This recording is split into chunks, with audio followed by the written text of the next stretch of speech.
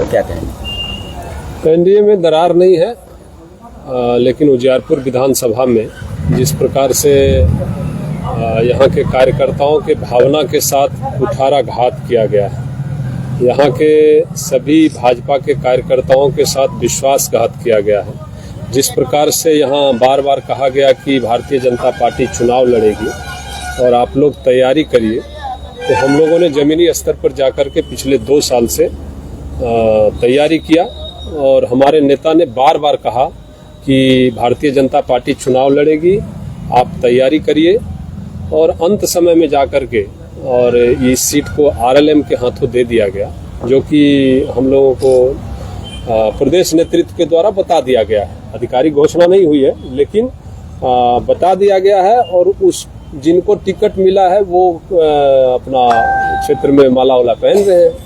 तो निश्चित रूप से लोगों में क्षोभ है और ऐसे हल्के उम्मीदवार को दिया गया है, जिसके कारण हम लोगों ने तय किया है कि हम लोग सभी भाजपाई निर्दलीय चुनाव लड़ने का काम करेंगे और आलोक मेहता को हराने का काम करेंगे। लगातार आप बीजेपी के जिलाध्यक्ष भी रहे हैं, लगातार बीजेपी के संगठन को मजबूती के लिए यहाँ काम किया है, इसके बावजूद भी आपका टिकट कटा है। ऐसे में नहीं लग रहा है कि आप लोग के साथ छलावा हुआ है कार्यकर्ताओं के साथ? निश्चित रूप से हुआ है और मैं तो सिंबॉलिक हूँ।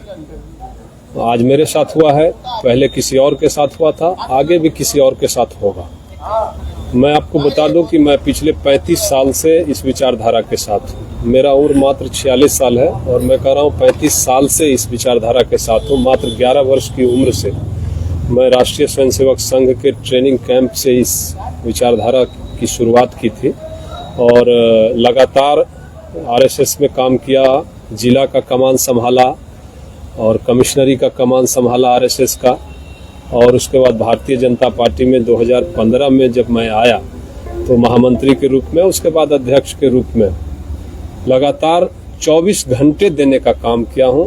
आप सब मेरे बारे में जानते हैं कि मैं 24 आवर सर्विस वाला कार्यकर्ता हूं। मैं दूसरा कोई काम नहीं करता हूं, सिर्फ और सिर्फ भारतीय जनता पार्टी और संगठन का काम करने का काम किया है। तो यह निश्चित रूप से जो मेरे साथ हुआ है वह पहले भी हुआ है और आगे भी होगा, लेकिन आगे न हो। मैं जानता हूं कि मैं निर्दलीय चुनाव लड़ने का जो निर्णय किया है तो मुझे इस पार्टी से निकाला जाएगा।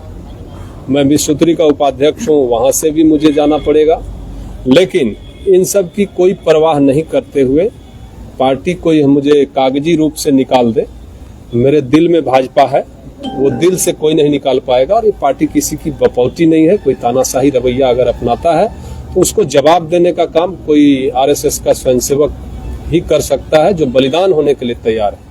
मैं अपना सर्वस्व अर्पण किया हूँ 35 साल में। मैं विद्यार्थी जीवन में भी और संघ के विचारधारा को बढ़ाने के लिए कॉलेजों में काम किया हूँ। मैं विस्तारक के रूप में काम किया हूँ।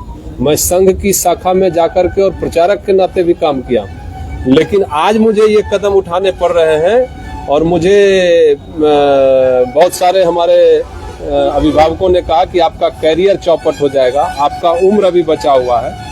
तो ऐसे लोगों के रहते हुए कभी किसी कार्यकर्ता का कोई कैरियर नहीं बन सकता है, यह मैं भली भांति जानता हूं। तो ऐसे लोगों को जवाब देने के लिए मैं बलिदान होने के लिए तैयार हूं।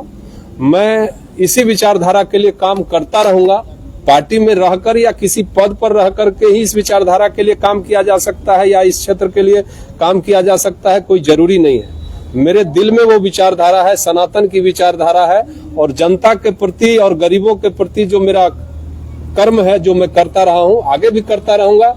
लेकिन ऐसे लोगों को जवाब देने की जरूरत है। भले मेरे बलिदान से ही यह जवाब हो, लेकिन बहुत सारे हमारे नेताओं के साथ हुआ जो समस्तीपुर में उभर सकते थे, उनको काटा छाटा गया, उसकी राजनीतिक हत्या की गई और वो चुप रह गए। लेकिन उपेंद्र कुशवाहा स्वाभिमानी आदमी है, लगातार अपमानित किया गया और मैं इस अपमान के लिए आगे की कोई कार्यकर्ता अपमानित नहीं हो, इसके लिए मैं अपना बलिदान करने के लिए तैयार हूं और भारतीय जनता पार्टी को बचाने के लिए मैं मैदान में उतरा हूं। ऐसा नहीं है कि सिर्फ चुनाव लड़ने के लिए लड़ रहा हूं, मैं एक मैसेज देने के लिए लड़ रहा हूं और मैं चुनाव जीतने के लिए लड़ रहा हूं, क्योंकि मेरे साथ सैकड़ों कार्यकर्ता से पूछ करके मैंने यह निर्णय लिया है। मैंने अपनी कसम खिलवाई है कि आप मेरे साथ अंतिम समय तक रहेंगे, जीवन के अंत समय तक, चुनाव के अंत समय तक नहीं, जीवन के अंत समय तक आप भाई के साथ रहेंगे। तब मैंने यह निर्णय लिया है और उन सारे कार्यकर्ताओं के मान सम्मान के साथ जो खिलवाड़ किया गया है उसके लिए मैं यह निर्णय लिया हूं। 15 तारीख को हमारा नामांकन है निर्दलीय प्रत्याशी के रूप में। मैं लोगों के वॉक ओवर देने का काम किया गया है, उस साजिश को नाकाम करेंगे। आलोक मेहता को हम लोग हराने का काम करेंगे। नहीं लग रहा है कि उजियारपुर में एनडीए प्रत्याशी जो हैं वर्तमान को टिकट दिया गया है आरएलएम के द्वारा और दूसरे एनडीए प्रत्याशी के रूप में आप भी सामने आएंगे, कितना सहयोग मिलेगा जनता का? देखिए, एनडीए प्रत्याशी के रूप में मैं नहीं आ रहा हूँ। मैं तो आ रहा हूँ नरेंद्र मोदी जी के सिपाही और नरेंद्र मोदी जी के विचारधारा, भाजपा के विचारधारा को बचाने के लिए, ताकि जो ये 5 साल में बेचने का काम करते हैं, ऐसे मंसूबों को और ऐसे तानाशाही रवैया अपनाने वालों को जवाब देने के लिए तो मैं लोगों के बीच में जाऊंगा कि मैं भाजपा का सिपाही हूं, मैं नरेंद्र मोदी जी का सिपाही हूं और जिनको टिकट दिया गया है नरेंद्र मोदी जी के एनडीए गठबंधन की ओर से, उसके बारे में भी सब लोग जानते हैं कि वो किस किस दल में गए हैं और उनका राजनीतिक गतिविधि क्या है, सामाजिक गतिविधि क्या है, उनका पारिवारिक पृष्ठभूमि क्या है, तो वो सारे लोग जानते हैं। और जनता के बीच में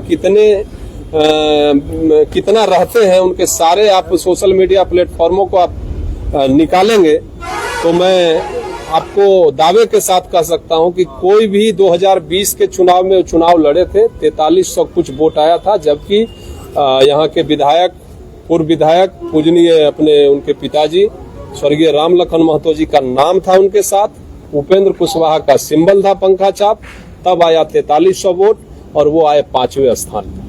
तो ऐसे टेस्टेड लोगों को, जिनको समाज में कोई पकड़ नहीं है, समाज में के गरीब तबकों से और वंचित समाज के लोगों से कोई मतलब नहीं है, उनकी पारिवारिक पृष्ठभूमि ऐसी रही है कि जब उनके पिताजी विधायक हुआ करते तो समाज को बांटने का काम करते थे, समाज में विद्वेष फैलाने का काम करते थे। तो ऐसे लोगों को जनता जानती है और मैं तो दावे के साथ कहता हूं कि आप यहाँ की लगभग 3 लाख से ज्यादा वोटर हैं और 6-7 लाख यहाँ की जनसंख्या है, उसमें से यदि 1000 लोग भी अगर उस उम्मीदवार को पहचानते होंगे तो मुझे जो कहिएगा मैं करने के लिए तैयार हूं। कौन भाजपा नेता जो इस तरह का खेला अक्सर उजियारपुर विधानसभा में करते हैं, कार्यकर्ता के मनोबल पर पानी फेरने का काम करते हैं? आप सब लोग जानते हैं, यहाँ के आशीर्वाद से लगातार जो बड़े पदों पर गए हैं और हम लोगों ने दिन रात मेहनत करके 2014 में भी जितवाया, 2019 में जितवाया, 2024 में जितवाया और दिन रात एक करके 3-3 महीना हम लोग रात में सोते नहीं थे, 1-8 घंटा कहीं झपकी लेते थे और इतना मेहनत करके हम कार्यकर्ताओं ने उनको जितवाया।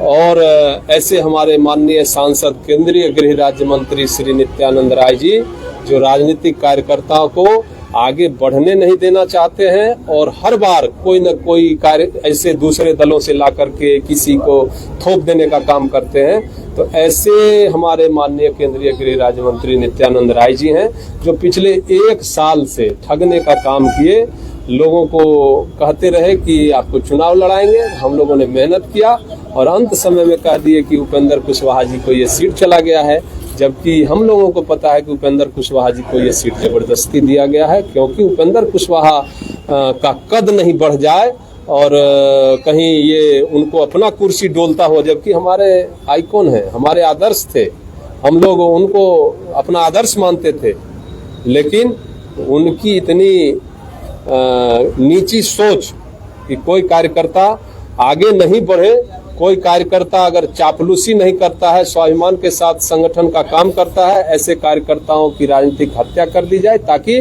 वो आगे बढ़ करके और कोई उनको, क्योंकि जो काम करने वाला लोग नहीं होता है वो काम करने वाले से डरता है। 2020 के विधानसभा में वाइल्ड कार्ड एंट्री शीलराय जी को टिकट देकर करवाया गया था, उस समय यदि आप लोग विरोध करते तो कहीं ना कहीं ये नहीं लगता है आपको कि केंद्रीय गृह मंत्री आपके साथ जो छल आज की है वो नहीं कर पाते? देखिए, उस समय भी एक तो ये सीट अंत समय में हुआ कि भाजपा लड़ी, क्योंकि उससे पहले भाजपा यहाँ लड़ी नहीं थी।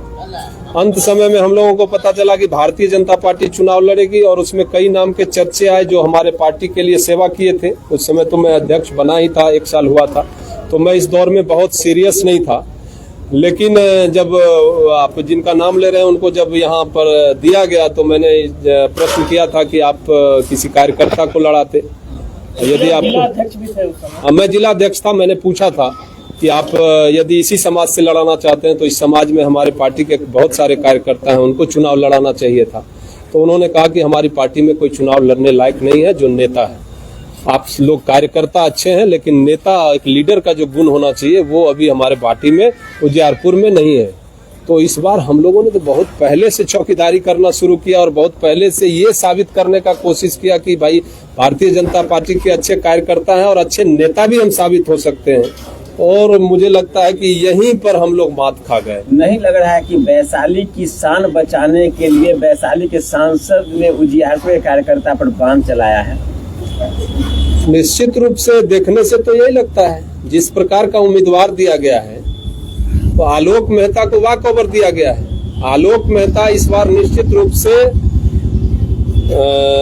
बैक फुट पर थे, लेकिन जिस दिन से ये उम्मीदवार आया है उस दिन से वो उनके राजद खेमे में पूरी चर्चाई है। लेकिन उस मंसूबे को हम लोग नाकाम करेंगे, निश्चित रूप से हम लोग हराने का काम करेंगे। लेकिन लोग जो कह रहे हैं वो भी एक एंगल है। आप सोच सकते हैं कि किस प्रकार से क्यों आलोक मेहता के खिलाफ इतना हल्का उम्मीदवार दिया गया। भाजपा कार्यकर्ता जो अब तक आपके साथ थे, क्या वो इस निर्दलीय प्रत्याशी के तौर पर आपको समर्थन देंगे? मैंने सभी भारतीय जनता पार्टी के कार्यकर्ताओं से बात करके, जो हमारे साथ इस अभियान में पिछले 1 साल से लगे हुए थे, 7 जनवरी को मैं जिला अध्यक्ष से हटा था, 8 जनवरी से मेरा इस अभियान के लिए अपना काम शुरू कर दिया था। और जो कार्यकर्ता हमारे साथ 7 जनवरी से थे वो सारे कार्यकर्ता आज हमारे साथ हैं। कोई भी कार्यकर्ता आज ये नहीं कहा कि नहीं ये निर्दलीय लड़िएगा तो मैं आपके साथ नहीं रहूंगा। सारे कार्यकर्ताओं से पूछ करके और मैं उनके आदेश पर और पार्टी को बचाने के लिए, पार्टी को कमजोर करने के लिए नहीं, पार्टी को बचाने के लिए मैं यह निर्णय किया हूं निर्दलीय उम्मीदवार होने का। क्योंकि मेरे एक बलिदान से यदि पार्टी बच जाएगी और आगे किसी कार्यकर्ता के साथ ऐसा छल नहीं होगा तो मैं समझूंगा कि मेरा प्रयास सफल रहा। आपका स्वाभिमान के साथ ठेस पहुंचा है तो आप जीतने के बाद पुनः भारतीय जनता पार्टी को ही मदद करेंगे? मैं तो पहले ही कहा कि मैं विचारधारा से भारतीय जनता पार्टी को निकाल नहीं सकता है। मुझे कागजी रूप से भारतीय जनता पार्टी से निकाल सकते हैं, लेकिन मेरे दिल में भारतीय जनता पार्टी है। नरेंद्र मोदी जी हैं, अटल बिहारी वाजपेयी हैं, श्यामा प्रसाद मुखर्जी हैं, दीनदयाल उपाध्याय हैं, डॉक्टर हेडगेवार हैं, हजारों कार्यकर्ता हैं। उनका क्या होगा? ये बार बार ऐसे लोग आकर के हमारे सम्मान के साथ खिलवाड़ करेंगे तो हमारे साथ क्या होगा? तो ऐसे लोगों के सम्मान के लिए, पार्टी को बचाने के लिए मैं खड़ा हो रहा हूं। और ऐसे लोग जो निर्णय किए हैं उनको कार्यकर्ता, उनके बल पर मैं बड़े बड़े कार्यक्रम किया हूं, वो सारे लोग हमारे साथ। और मेरे आंख में आंसू नहीं है, लेकिन कार्यकर्ता रो रहे हैं कि उनके साथ कितना बड़ा छलावा किया गया है। कि 1 साल से ठग रहे थे, 2024 के चुनाव में उन्होंने वादा किया था कि चुनाव लड़वाएंगे, और 1 साल से जब इस अभियान में लगे तो उन्होंने कहा कि इससे आपसे बढ़िया उम्मीदवार कौन होगा। और उजियारपुर हम लोग 100% लड़ेंगे, किसी को नहीं देंगे, वो मेरा संसदीय क्षेत्र है। और 3-4 दिन पहले एकाएक उन्होंने कहा कि वो आरएलएम में चला गया। ये गहरी साजिश है निश्चित रूप से, और ये सोची समझी साजिश है। ये पहले से उनके मन में चल रहा था कि ये कार्यकर्ता, एक जमीनी कार्यकर्ता आगे बढ़ रहा है तो मुझे खतरा हो सकता। 1 साल नहीं, 1.5 साल का ये सदस्य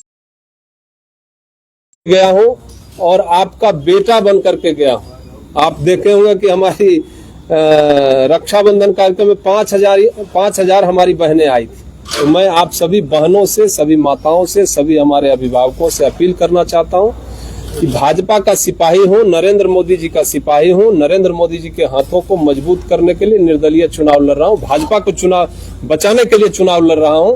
आप हमारी मदद करिए, हमें आशीर्वाद दीजिए, मैं जीत कर जाऊंगा। नरेंद्र मोदी जी और नीतीश जी के हाथों को मजबूत करूंगा, भाजपा के विचारधारा को मजबूत करूंगा। आला कमान की तरफ से कहा जाए कि आप उनको मदद कीजिए तो क्या करेंगे, चूंकि आप पार्टी से हट नहीं रहे हैं? कार्रवाई करे, पार्टी ने तो जो निर्णय करना था कर दिया, अब वो मुझ पर जो कार्रवाई करना है वो करे। क्या नित्यानंद राय पार्टी से अपने आप को बहुत बड़ा समझ रहे हैं? अब जो समझते होंगे, लेकिन हम लोग भारतीय जनता पार्टी के सिपाही हैं और सिपाही सेवक ही समझते हैं अपने आप को। बाकी कौन लोग क्या समझते हैं वो समझते रहे, उनकी सोच से मुझे कोई फर्क नहीं पड़ता। कब नामांकन कर रहे हैं? 15 तारीख को मेरा नामांकन है, सारे लोग आएंगे। धन्यवाद।